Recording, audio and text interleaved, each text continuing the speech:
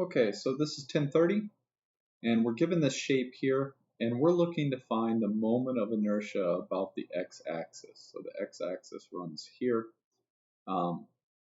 And remember that the moment of inertia about the centroid of a rectangle is 1/12 base times height cubed. Okay, so we need to remember that. But we're trying to find it about the x-axis here. So it's not about the centroid. We're going to need to use the parallel axis theorem to shift this. Okay, so with that, I think the easiest way is probably to make a table. Okay, so we're going to have several things on our table. Let's see, we'll have, let's see if we can draw a table here.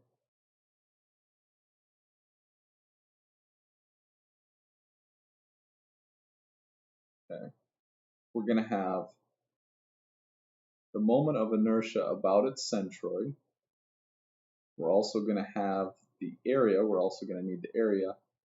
And then the distance from the x-axis to the centroid.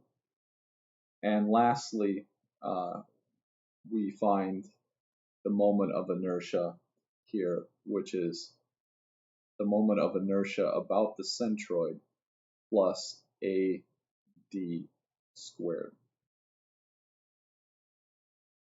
All right, let's get some columns here.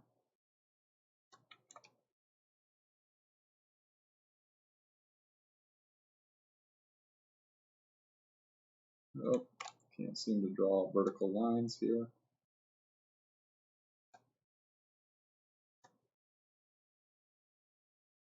Okay, so we're going to start with shape 1, and I've labeled these shapes.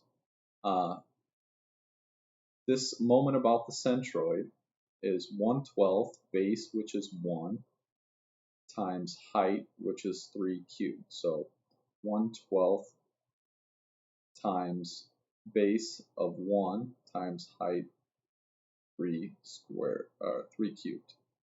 3 cubed. All right. And the area of this is 3 times 1, which is just 3. And d, the distance from the x-axis to the centroid of this, which is here, is 1.5. And if we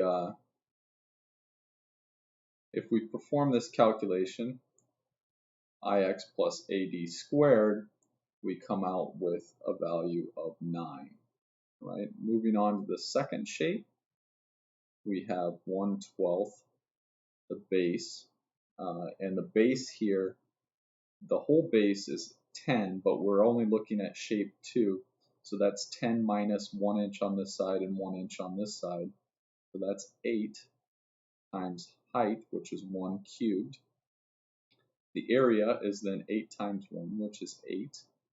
And the distance that is the centroid of shape 2 is away from the x-axis is just 1/2 inch, 1/2 of 1.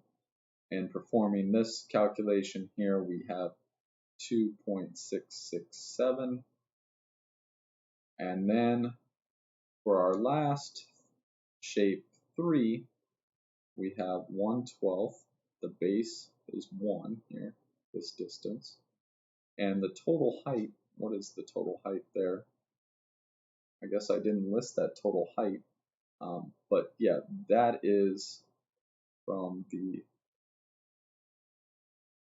x-axis, that is 8. So that is 8. So 8 cubed. And the area is 1 times 8, which is 8.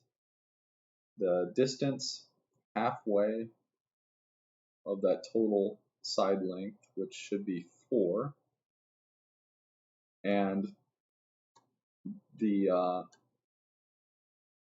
calculation then on this column as then 170.667.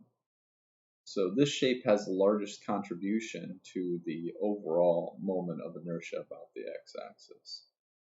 Okay, so our total moment of inertia is the summation of all of these 9 plus 2.667 plus 170.667, and we come out that is 182.